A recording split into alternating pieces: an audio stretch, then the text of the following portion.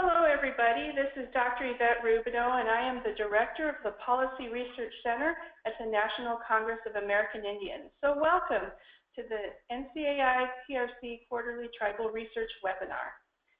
We're so glad you joined us today, and now I would like to turn the webinar over to Sarah Patowski, Policy Research and Evaluation Manager with the Policy Research Center, or PRC for short, here at NCAI. Hi everyone, thank you again for joining us. We're pleased to feature several leading scholars engaged in economic research in Indian country, and we are very thankful for your time and engagement. Here is a quick overview of today's agenda. So we will begin with a presentation from Dr. Dick Todd from the Federal Reserve Bank of Minneapolis on workforce opportunity, proceed with Drs. Larry Gross and Johannes Moenius from the University of Redlands, who will share their efforts to map industries on tribal land, and wrap up with Jonathan Taylor of the Taylor Policy Group, who has been working with Native Community Development financial institutions to reveal their impact. Towards the end, we will open for audience Q&A. Before we get started, however, I'm going to review a few housekeeping items and let you know how to participate in today's web event. So here you see the GoToAttendee webinar interface, and it is made up of two parts. The viewer window on the left, which displays the presentation, and the control panel on the right. I'll quickly navigate how to use the control panel so you can readily participate in today's web event. By clicking the orange arrow, you can open and close your control panel. And here is where you will find all the information about your audio connection. We recommend dialing in via phone rather than through the computer, as it tends to limit feedback. To dial in, you will find the number and access code here, along with your unique audio PIN. As you can all see, attendees are currently muted in listen-only mode. At the end of the three presentations, which are approximately 10 minutes each, we will open for Q&A. At this time, please submit your questions via the question pane. Alternatively, you may raise your hand using this button highlighted to the left, and at that point, we can unmute your line. As a reminder, today's webinar is being recorded. After the event, you will receive an email with a link to a short evaluation, as well as the recording itself, which will also be available on our NCAI YouTube page. Now at this juncture, I'm happy to introduce Dr. Dick Todd as our first presenter, who is the Vice President of the Federal Reserve Bank of Minneapolis with responsibilities in the community development and monetary policy, who also serves as an advisor to the bank's Center for Indian Country Development. Dr. Dick Todd, please feel free to take it away. Thank you, Sarah. It's a pleasure to be here. I will get right into things, though, because it's a short time. I do have to say before I start that whatever I say today is my opinion and not necessarily though the view of the Federal Reserve Bank of Minneapolis, the Federal Reserve System, the Department of Agriculture, or the U.S. Census Bureau, and that all the data I will present have been reviewed to ensure that no confidential information is disclosed. With that, I'll get into my key points on the next slide. I start from the premise that the job market on reservations is not well measured. Mine is one attempt to improve on that. We do so by working with the Census Bureau to work with their data on workplaces called employer establishments. These are places where somebody works as an employee. It includes government as well as private business. And we compare these workplaces on reservations to the number and type of workplaces in nearby county areas. What we find is that reservations have a similar mix of workplaces or establishments across industries. But in almost all industries, not quite all, but almost all industries, there are noticeably fewer workplaces on the reservation than in the nearby county areas per person. However, when you look at employment, the number of jobs, not the number of workplaces, the results are more complicated. In fact, the total number of jobs per person is about the same on the reservations and in the nearby county areas. And that reflects a certain skewing of the job distribution between the two, with jobs in the casino-related and government sectors prominent on reservations compared to what you see in the nearby county areas. I'll also focus a bit on reservations with population below 15,000. They're the most common type of reservation and have the largest deficits in number of workplaces and sometimes in jobs too. So if we go to the next slide, I'll talk briefly about the data. We have 277 reservations in our data. Sorry that we were not able to include the large Navajo reservation because it would swamp our results. And we have 514 comparison county areas. We'll analyze them as two separate groups. Overall, between the counties and reservations we look at, 8.2% of the total population in these areas are living on reservations. That includes all races. We look at 18 industries of large type, large, broad industries, and we find about 280,000 workplaces or establishments overall, about 5.2% of those on reservations. So that's less than the share of the population. By contrast, we find about 3.3 million jobs at all of these establishments. And in that case, slightly over 9% of the jobs are actually on the reservations. So more on par, in fact, slightly above the reservation population share. We'll come to that in more detail in the next slides. So this first one goes back to how establishments are distributed across industries in this group of reservations. For example, the left-hand-most bar shows that about 10% of the workplaces in counties are in the agricultural, forestry, fishing, and hunting industry. And almost the same number, about just 9% of the workplaces on reservations are in the same sector, quite similar. And you see a great deal of similarity no matter which industry you look at. The percentage of the establishments in that industry is similar in counties and in reservations. Minor exceptions perhaps in mining and education, a couple small sectors in terms of number of establishments. However, if you go to the next slide where we look at not the spread of workplaces across industries, but rather the number of workplaces per person. There we see some widespread deficits on reservations. Overall, there's about a 37% gap. That is about the number of establishments per person on reservations is about 37% below what it should be if it were on par with the amount of population on the reservations.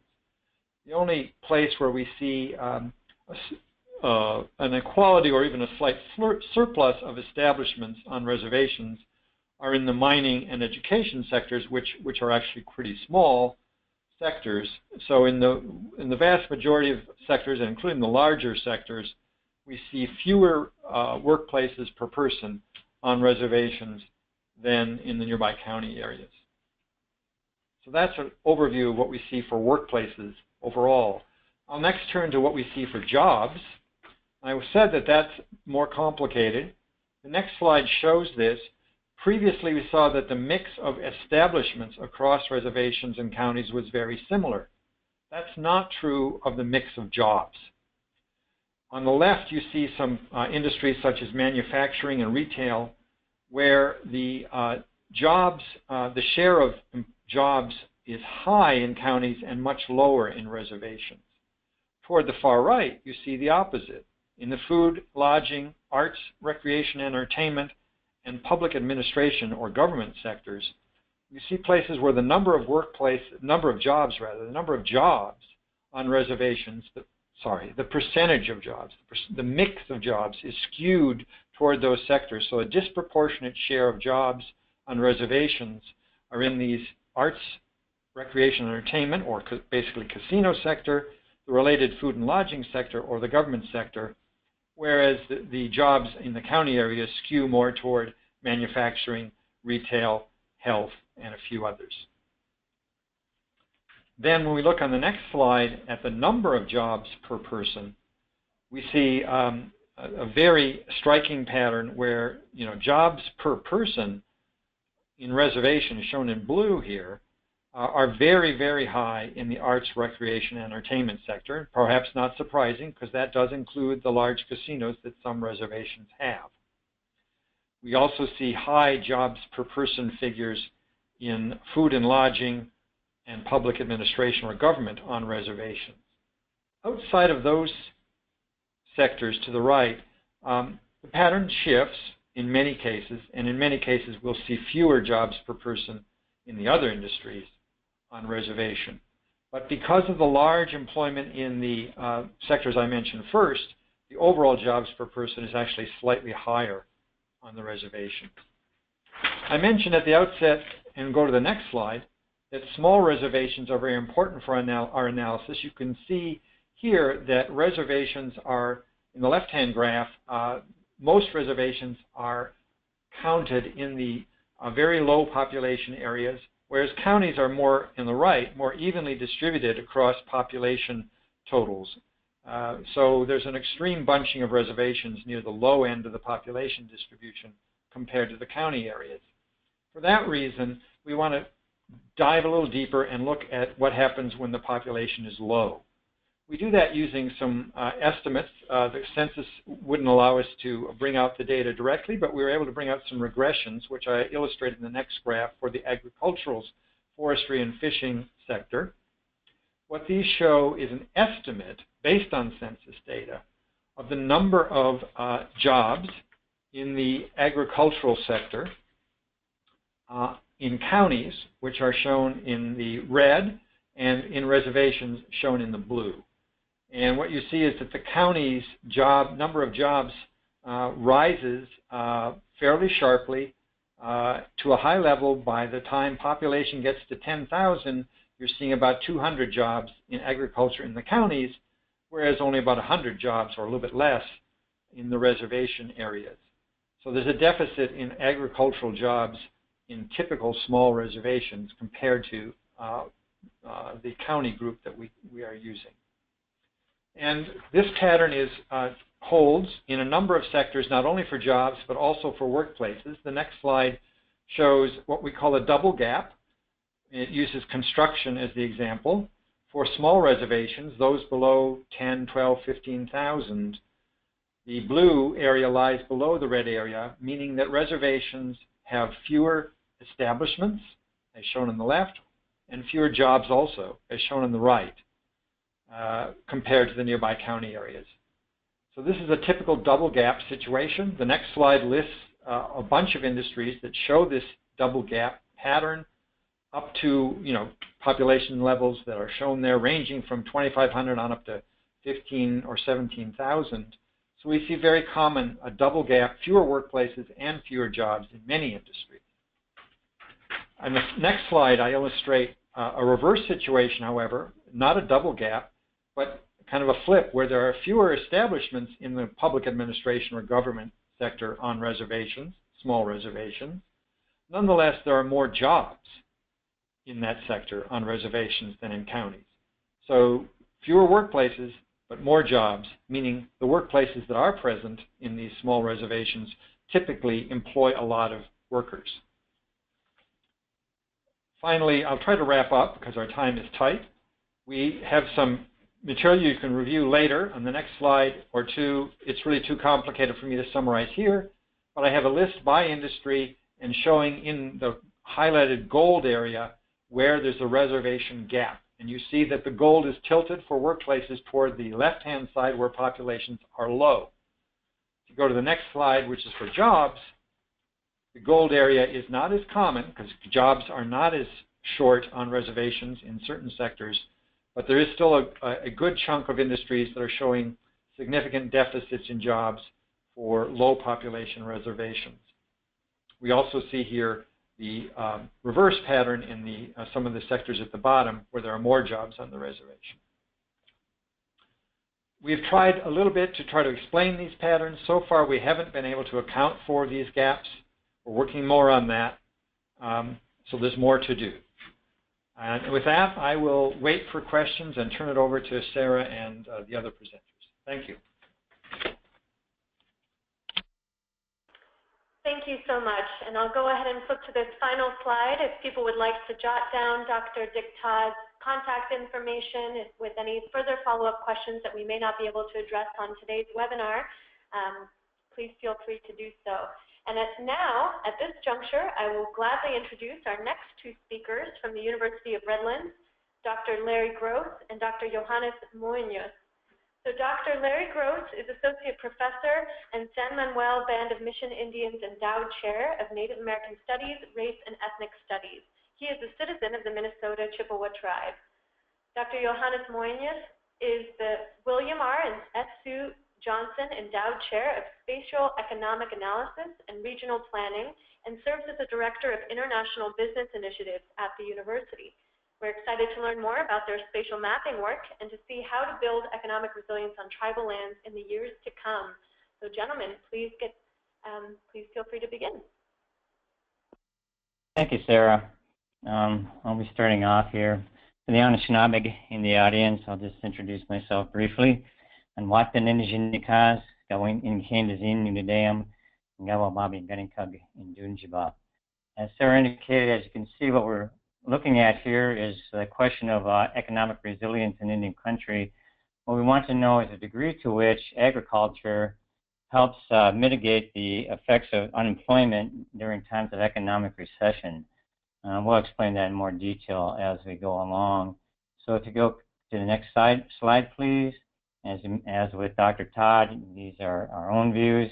We want to mention that the research was conducted by a Department of Labor grant. Our team was one of the first two teams ever to receive a Department of Labor grant to study American Indian labor.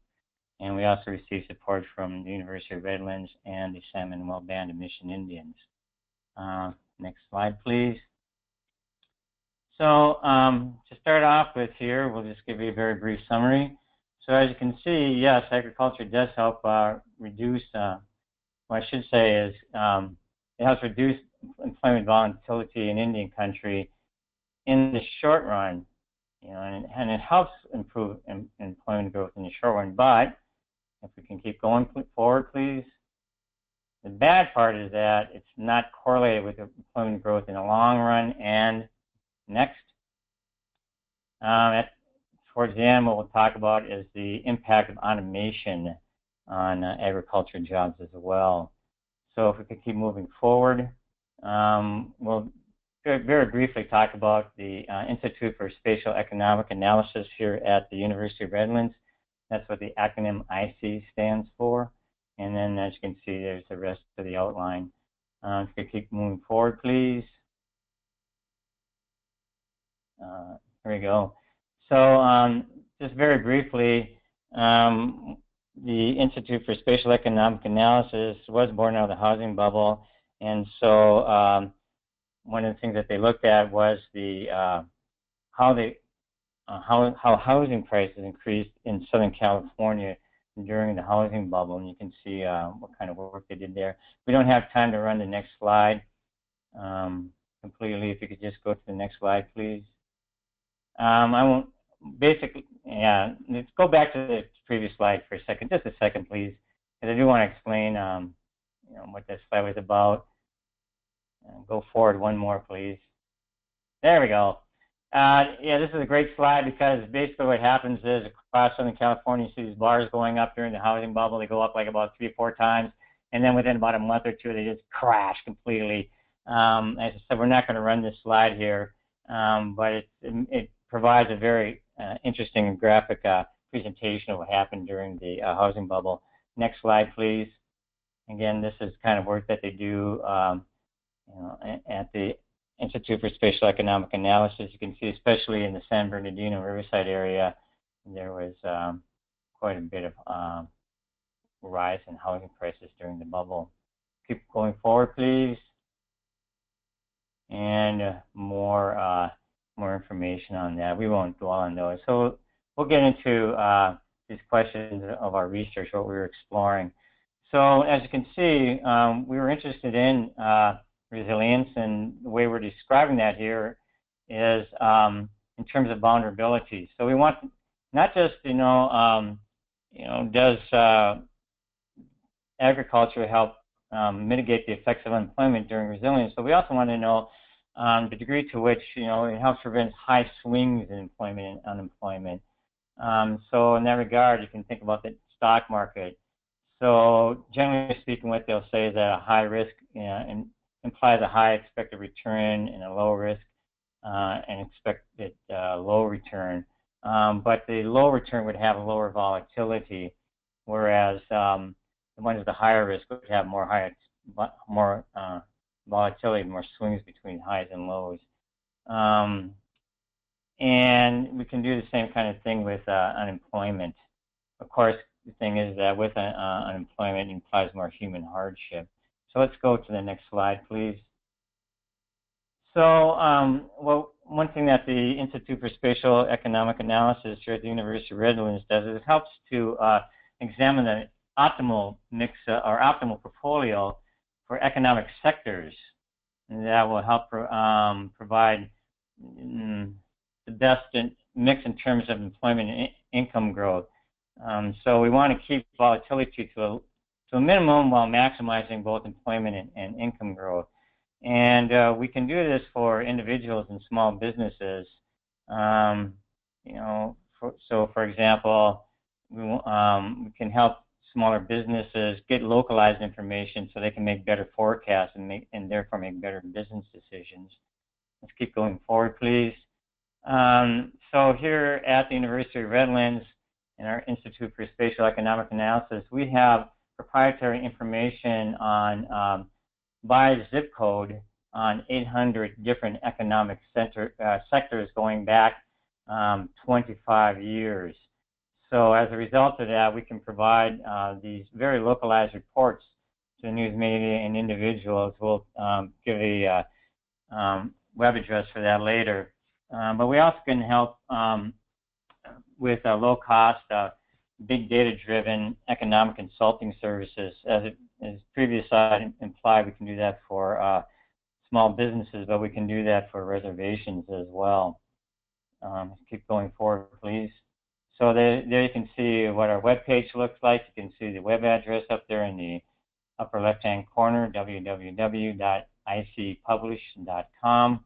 Next slide, please. We are already providing information on urban Indian employment. So these are areas within what's called the metropolitan statistical areas. And we have information on Indian employment then in those metropolitan statistical areas. And we put out a report each month on Indian employment in those metropolitan statistical areas. So you can go to that website and the search engine, just put in like American Indian, and the report will come up. You can also customize this to get reports on selected metropolitan statistical areas. So for example, if you're only interested in the Phoenix area, you could get reports on that. Next slide, please.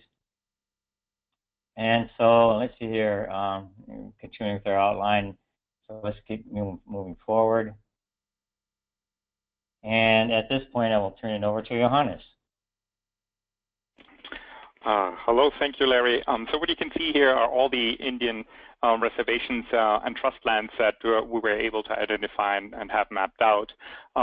So one problem, if you could move on to the next slide, please, is that we actually don't have information exactly for the reservations per se. We have them for the zip codes. Zip codes don't necessarily coincide with reservations, so we had to use secondary data to basically estimate what falls in the reservation and outside. And we used a similar methodology than I think the previous presenter did. So then that allows us to use different kinds of robustness checks and go back for 25 years, covering 3 different recessions to find out what actually happened in Indian country during those recessions. Next slide, please. So here you can see like one reservation. Some zip codes fall entirely into the reservation, which you've seen blue. Then the ones in brown and light blue are falling partly outside and inside. And as I said, we used secondary data to actually get that, finding out what happened directly inside the reservations. Next slide, please. So what we did is we actually then used the regression analysis to find out what determines growth and volatility of growth in Indian countries. And we followed like 3 hypotheses coming out of the economic geography literature. We were interested in the share of agriculture, meaning, we would expect that if we have a lot of agriculture is not a really fast-growing industry in terms of employment, would expect to see lower growth, but it's a very stable industry. So we would expect lower volatility. If we have one big large sector like the gaming industry or one cluster industry in a reservation, we would expect growth to be fast, but also volatility to be high, because if this particular sector is hit, then you might see a big drop in employment, similar to what we've experienced here in San Bernardino County with a housing bubble when construction just plummeted to 30% of original employment. And the third thing was sector portfolios. If you have a lot of different sectors in a reservation, you should expect, actually, both things are possible. You should see either, it's unclear whether you see faster growth or lower growth, but volatility should definitely be decreased, similar to your stock market portfolio. Next slide, please. So what results did we get? If you could move forward, please. What we saw is that, if you have a large lead sector, that leads to more employment growth. Forward. If you have a sector portfolio, then actually in the data that we, in most of the regressions that we run, we actually also saw, increased growth. Next. Agriculture in the short run also led to employment growth. That actually first surprised us, but actually there's a simple explanation which I can offer later on. And finally, agriculture in the long run actually was related with lower long-run growth. So we see that lead sector portfolios, and agriculture in the short run increase employment growth, but agriculture in the long run actually hinders growth. Next slide, please. What about volatility? Well, if you have a lead sector that's large, then you should see increased employment volatility. That's also what we found in the data. Next, please. If you have a sector portfolio, then as you should expect, you should find a decreased employment volatility, which is a good thing. That's why it's in green. And agriculture, as the next one, also helps decrease employment volatility, pretty much as expected. Next slide, please. So now that sounds great. So should we all move into, move forward, please. Should we all move into trying to increase the agricultural sector in Indian reservations? Unfortunately, this is not uniformly recommendable because, well, it does reduce employment volatility, which is good because it reduces potential hardship for people. It does have a long run a negative correlation with growth.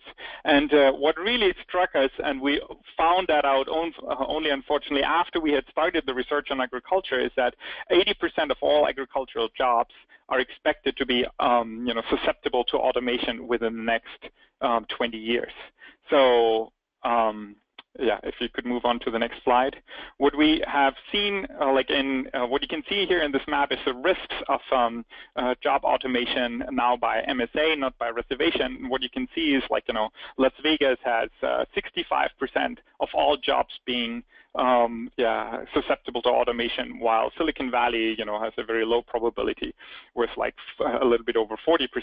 So, but that still means 40% of all jobs can potentially be automated away, even in places like Silicon Valley. So next slide, please, which I would like to have Larry to finish up with. Yeah, thank you so much, Johannes. So that was pretty much the results of our study. As we saw, agriculture does help increase resilience in the short run, but in the long run, it looks like a different picture. So what we found is that the real question is how should reservations deal with the automation that we know is coming? And so what we're thinking is that it would be best to develop sector portfolios that would be I'm not exactly sure how to say this, but help deal with or be in line with what we expect in terms of automation in terms of helping to maintain both employment and income growth. The thing about this, though, is that we cannot make any one blanket recommendation for all reservations, as you might expect. This type of analysis in terms of which portfolio mix is best for which reservation really needs to be done on very much in reservation by reservation basis.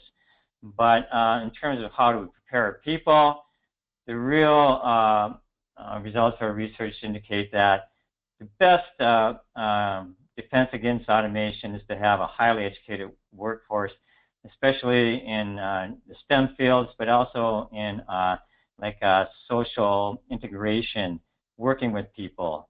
Next slide, please. So thank you very much. If you would like to know more about IC, feel free to contact us. Contact Johannes because he is in charge of that. If you'd like to know more about Native American Studies, feel free to contact me. I will say in closing that thanks to the generosity of the Salmon Well Band of Mission Indians, we have scholarships for Native American students. We would certainly love to see more Native American students here at the University of Redlands. And with that, we'll close it out. Thank you for your time. Wonderful. Thank you so much, professors. We greatly appreciate your wisdom and insights into these areas and all the analysis that you've done to help produce some of these maps and deepen our understanding of what we need to be considering going forward in enhancing economic resilience and considering what sectors be best in Indian country. So at this juncture, I'm going to go ahead and introduce our last presenter, and please be patient with us while I switch over presenter controls to Jonathan Taylor, who is the president of the Taylor Policy Group, an economics and public policy consultancy. He is also a research affiliate at the Harvard Project on American Indian Economic Development and a senior policy associate at the University of Arizona's Native Nations Institute. So thank you again, Jonathan, for being with us today on the webinar, and I'll leave it to you. Thank you, Sarah. Can everyone see a slide that has New Paths Home across the top? Yes, sir. Great. Well, this is a real pleasure to participate in, and as the other panelists have made a disclaimer, let me also say that I'm speaking for myself and not for my co-author Miriam Jorgensen, who sends her regards and regrets for being unable to join us today and also on June 14th. And the views I'm expressing here are not those of the institutions with which I'm affiliated. What I would like to do today is introduce you to a study that was done. If we are here talking about tribal economic data and research, Dick Todd and Johannes and Larry have all been thinking about this very comprehensively. This is a deep dive. It's a deep dive into one Indian community, the Penobscot Indian Nation, and one institution within that community, the Four Directions Development Corporation. What we were tasked to do was to review the years of operation up to 2014. It was about 12 years of operation and 13 years of existence of what's called a Community Development Finance Institution. CDFIs are a special category of finance institution recognized under U.S. law and supervised by the CDFI Fund and the Department of Treasury. This is a particular type of those institutions. It's what's called a non-profit, non-depository lending and outreach institution. And it's also native in management and control. What we wanted to do was gather information from a variety of different sources, some of them federal, some of them tribal, some of them client-based, and of course the statistics, the business documents of the institution itself. And what we were hoping would happen actually did happen, that these would corroborate each other and tell a story that's beyond the weaknesses and shortcomings of each of these kinds of data. You'll see, if you choose to locate the report, and I'll show you how to get that at the end today, that we start off with a particular story. And this is really a story of one person and her family, and the role that capital, human capital, financial capital, physical capital, that is housing capital, all come together to strengthen Native families. Wendell Adena is pictured here. She's a single mother. Because Four Directions exists, she's been able to participate in an ownership market. She's been able to build her assets. She's been able to ride out some financial storms that often hurt lower income families. She's had a daughter with serious medical problems, but has made it through. So that's the single story, the single anecdote, if you will, that we're trying to use as a jumping off point for looking at Four Directions more broadly. Four Directions does a variety of different activities. These two columns divide into two broad categories of activities. On the left are outreach and teaching and counseling type services that range from how could we get our family finances together and lower our credit card debt and other things, all the way through foreclosure counseling. And on the right are actual financial products, if you will. These are loans that Four Directions either produces itself or helps to make happen. Four Directions is first and foremost a creation of the Penobscot Indian Nation, but it is now a creature of all of the Wabanaki tribes of Maine. It has been serving those tribes for the better part of a decade. It has a board of directors constituted by representation from the Indian communities across Maine, and it has done all of these activities that range from actual participation in the housing lending market to earned income tax recovery assistance in filling out tax returns and so on. We, working with the tribe and with the tribe's permission, issued a survey, and we also did detailed interviews. Both of these were administered with the approval of the tribe and with the participation of tribal members. And you'll see that I've reproduced some of the survey results in this chart form. These range from disagree to agree, and the middle column sort of indicates ambivalence. And I've collected some of the graphs here. Not all of them are represented in this presentation, but you can see here there's a very strong service brand, if you will, for Four Directions, that people support, or they find that the support that they get from Four Directions is valuable. If we look at the mortgage portfolio that Four Directions has, they're working with borrowers that have weaker credit, and that's exactly what it should be doing. It should be reaching those target markets, people who are typically excluded by the conventional credit market. This graph shows every 3 years a picture of Penobscot loans. Before Four Directions existed in 2000, there were no mortgages of any type.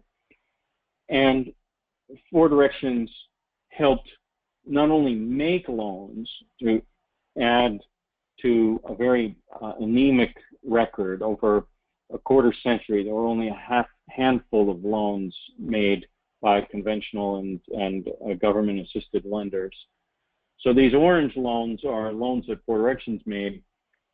Four Directions is also topping up, if you will, the activities of other lenders in dark green, the traditional lenders with guarantees, and in light green, the USDA 502, 504 loans. That data that's every other year, every third year is from HMDA. When we look at actual lending, the picture is much richer by Four Directions. We see that this is changing perceptions of the quality of housing, that it's changing people's confidence when going out to the conventional market. It's providing financial stability. It is helping to reduce operating costs, as people report subjectively. This is often due to green loans and energy efficiency in particular. And many people report in the survey data that they've been able to improve their credit score with the counseling services provided by Four Directions. These are quotes from interviews where people describe how they have been helped specifically. There are a couple ways Four Directions affects the credit score. One way is through the direct counseling on how to manage credit. Another is by reporting the performance of clients. So when a loan is issued by Four Directions, that performance, their payment history, contributes to the credit score. And Four Directions has also been able to help people do workouts. This is one window into this data. These lines represent sort of a before and an after picture. We're looking at a client who had a credit score at the beginning of their relationship with Four Directions, and then a credit score in 2014. And as we see, the general pattern is upward. The relationships have sometimes been very, very long. The longer the relationships, the more steep the change in the credit score. Some of this is just due to aging. That is, the older you get, the better your credit score, partly because the more time you've had your lines of credit, but also because of your maturity. In any case, we think this is quite substantial movement, and when paired with the subjective reporting of the experience of these services, this is a strong indicator of what people are able to do in a way that maybe they haven't been able to do before. Four Directions has enabled people to come back to the reservation to actually add a little bit of liquidity to what had been an inheritance-only market. And if we look at it in broad strokes, it's helping Penobscots access financial capital, accumulate assets, and develop their own human capital, their capacity to manage budgets and so on, and build community. I'm going to jump quickly through the last slides because I'm running out of time here. Four Directions, as compared to other nonprofit native CDFI loan funds, is a very old fund, beginning operations in 2001. It's also one of the larger funds. There are some larger funds, as you can see by these gray lines up here, but its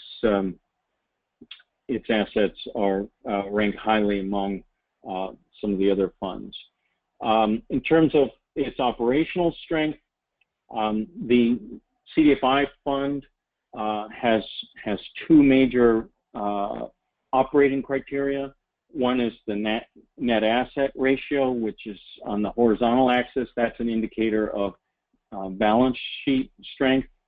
To the right means a stronger balance sheet, and a self-sufficiency ratio. That is, how much of the operating expenses of Four Directions are covered by earned income. That is, the interest on the loans. And the threshold is 0.2 for the net asset ratio and 0.4 for the self-sufficiency ratio. The green quadrant is where the CDFI wants all of its, the CDFI fund wants all of its CDFIs. Here what we see are dots representing all of the annual history of nonprofit native CDFIs. You can see in the lower right there's a cluster. Those tend to be in the early life of native CDFIs. They have very weak self-sufficiency. They're low on the vertical scale, and they have very strong net asset ratios because they haven't started to lend out their assets. Here is the history of Four Directions Development Corporation. Over time, in the first 6 years of their existence, they lent out more and more of their assets, and they accordingly improved their cost recovery with earned income. And we all know that in 2008, the recession came. That was particularly hard on Four Directions, on their borrowers, really the nonprofit Four Directions had to scale back on employees and really grind through this history. And what's really quite amazing is they came back swinging. In the years since 2012, they've improved their operations to be up in this upper right quadrant, which, as I was saying, is where the CDFI fund wants you to be. So I think there are important conclusions to take away from this. These are not just gross economic impacts, but net economic impacts. When CDFI corrects false information about borrowers by improving credit scores and so on, it's actually making the market function better. The CDFI also prevents negative spillovers from foreclosure by helping people work things out. They're developing positive spillovers from financial literacy, and by working to help the wealth distribution, they're giving ballast to the reservation economy. The last point I'll make here is a key point that was not clear at the beginning, and that is that low-income Native Americans, American Indians, will pay their debts. That was something that was a key point of skepticism outside the reservation, and frankly a little bit on the inside too. No one was quite sure that this would make a go of it. I'd be happy to answer questions. To find the executive summary of the report or the larger report, go to fourdirectionsmaine.org/publications. And if you have any questions or comments, you're welcome to email me. And with that, Sarah, I will hand back the presentation control to you, and I will do that like so. Beautiful. Thank you so much. All right.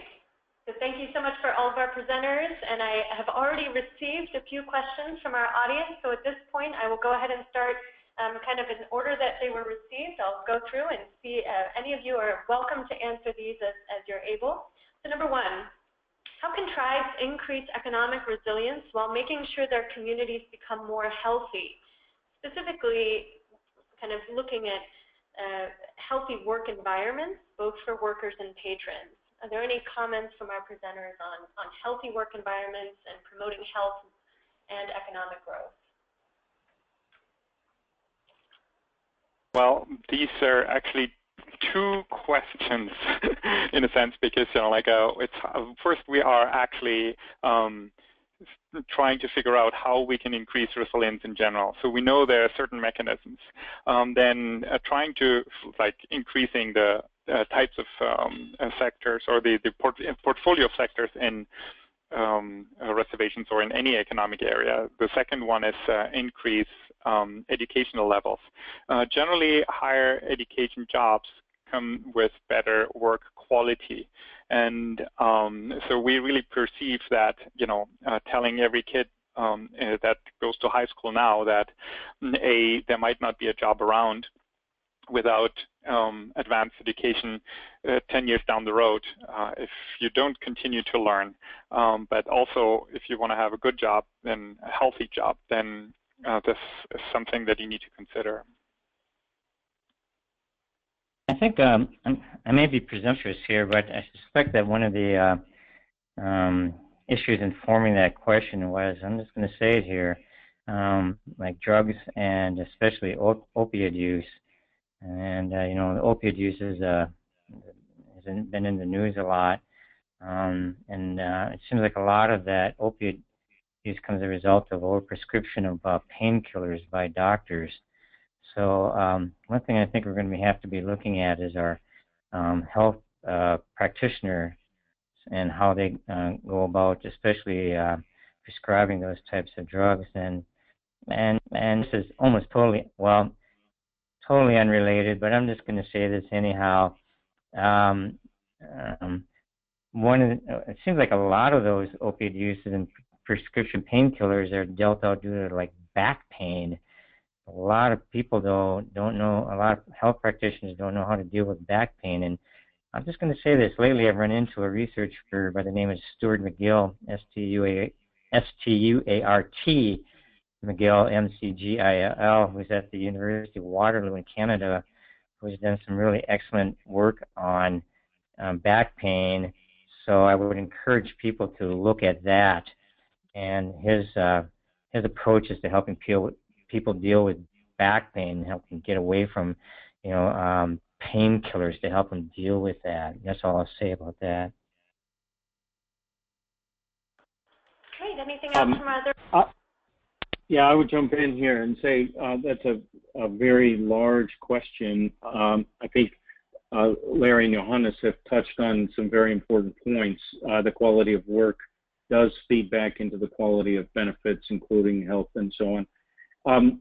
I would say that there's reason to take a very broad approach to this, to take almost a nation-building approach to human capital formation and think about all of the stages, the lifetime approach to human capital, from prenatal to grave, if you will.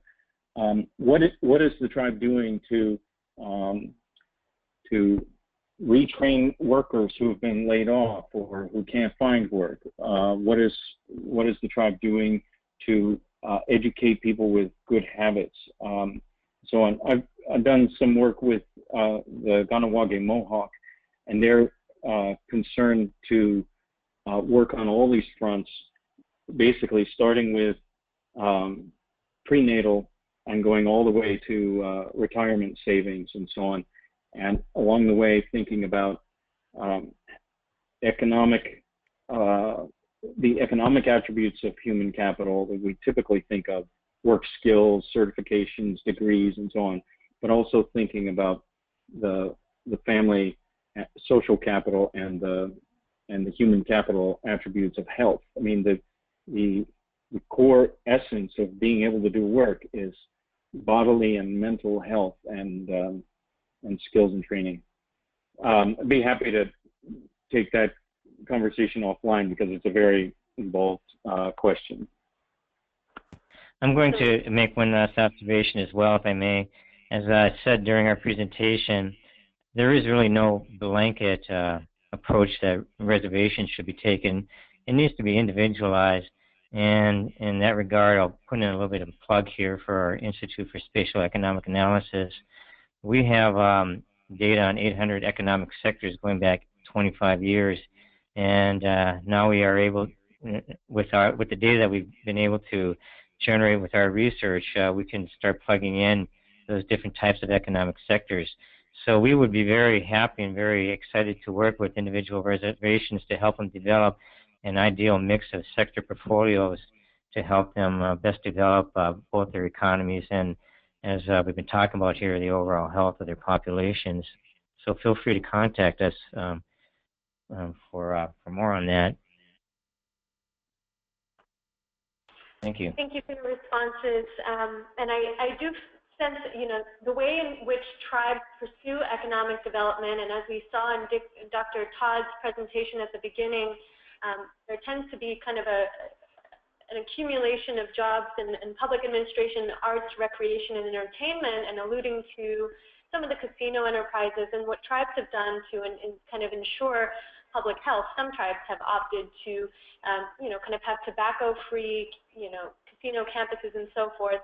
And so there are definitely some public health policies that are worthwhile there, and the NCAI Policy Research Center has actually kind of amassed a public health law database. So if tribes are looking for tools to kind of support the public health of their citizens on their lands, that's certainly an exciting resource, and that's available on our website. I would also like to promote the work of Dr. Rodney Herring, who has done some incredible work on workplace health in tribal communities, and so that's another person to maybe consider in this space.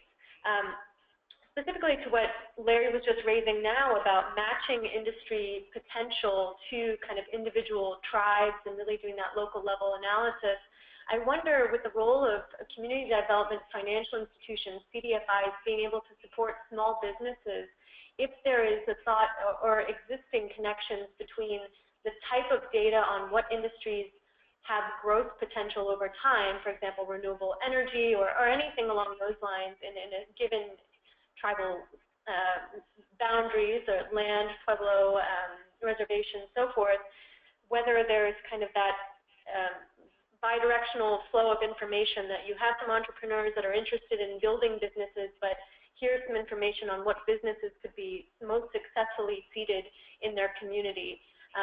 Do any of our presenters know anything along those lines? This is Dick Todd. I don't have a direct answer, so I'll give a different answer or answer to a different question maybe slightly and be brief because of that. I guess my own thinking and a lot of what we try to work on, somewhat similar to Jonathan on the whole nation building up good business courts, business laws, good business environment on the reservation, is not so much to pick the promising industries from on top, but to build a good environment for business in general, and then to stress education, as everyone has said. With a combination of education and a good positive business environment, my leaning is to let the individual entrepreneurs figure out what makes sense and what fits, and not try to plan it too much in terms of picking winners from the top down. I'm sure there are ways to go about that, but it's not an approach that I'm very learned about. Great, thank you. So one of our participants shared that nationally there is an attention shift towards fresh, healthy food and supporting local. Do you think this will influence jobs and economic resilience over time, perhaps in the space of agriculture? So I think this one might be directed to the second presentation, but please, any other presenters, feel free to weigh in. So this attention shift to fresh and healthy foods and how that might influence jobs over time. Well, definitely, like if you try to do to grow healthy food, that is a little bit, well, normally it's quite a bit more labor intensive as it is right now. So I would expect that we see some shift towards that. Also, that the movements towards what's called the local war, that you actually eat locally to reduce environmental impacts, is something that may benefit these kinds of developments. However, I must go back to the previous point. I'm not so worried about the short period of time. So we can do things in the short run, that can increase resilience and so on. But we really need to be worried about this 800-pound gorilla that automation can take a lot of that away, because it is actually, like there are robots now that can grow healthy food without pesticides and so on, almost without any control from the outside. So what I'm really worried about is that a lot of the efforts to increase resilience and to increase the quality of life have just a huge potential to being stifled by automation. So currently we think that only 20% of the jobs that will be gone due to automation will actually be recoverable. That's just a study that was coming out today. I would jump in quick on the food side to just point people also to the Indigenous Food and Agriculture Initiative that's based at the University of Arkansas. I think they have a lot of good material on this. And also the Shakopee Medewakanton Nation in Minnesota under its Seeds of Native Health Initiative. These are, there are others around the country, but these are two, and they work together, those two, that you might want to reference on this issue. Although I'd like to ask Johannes a follow-up question. I wonder if the use of robots, especially in small-scale farming of healthy foods, might actually make it possible for those small-scale farmers, the type that you might find on, that might be appealing to some folks on the reservation, help make their products actually more cost competitive in the marketplace. If if the labor inputs were reduced. Do you see what I'm saying? Yeah. So actually, on the one hand, for example, for the sole proprietor, I'm wondering to the degree to which automation might help make them more competitive. Yeah, so actually, as I think Jonathan and Dick both pointed out, that education, finance, plus good business climate will open up the doors for entrepreneurs to find the best solutions. And it could very well be that instead of thinking of large-scale farming, that the one-man or family farm that's supported by technology can have a bright future. That is something that definitely deserves more investigation, but we don't know that at this point. Mm-hmm. Got it. Thanks. All right. Thank you so much to our presenters. We do have one question additional, but I think I'll have to refer it to you offline and do some follow-up directly with who asked it. It was about specifically around conditional cash transfer programs in Indian country. Those have been implemented in the developing world, programs that kind of provide financial incentives that were attached to educational attendance and so on to kind of increase the capacity of the community. It's a really interesting field. We personally at the NCAI are not familiar with anything along those lines, but I'm happy to follow up on that. I do want to respect everyone's time though, so I'll just flip to this last slide and thank you all for staying with us through this presentation. We had an incredible panel here today. We're very excited to have brought them back after their time with us at the Tribal Leaders Scholar Forum. I want to encourage everyone to maybe think about joining us in Milwaukee this October for our 74th Annual Convention and Marketplace. And stay tuned for our new policy research update, which will be coming out in October. And our next quarterly tribal research webinar will likely be taking place in November. So please stay up to date with us. Feel free to follow us on Twitter and send us an email at research@ncai.org if you'd like to follow up with us directly. That is staffed by all of us here at the Policy Research Center. So thank you again. Much appreciation to all of our presenters and to all of us who joined us online today. And we will be following up again with a copy of this, a link to this recording, which will be on our YouTube page. And we will also share out slides from all of the presenters. We have their permission. So thank you again and enjoy the rest of your day.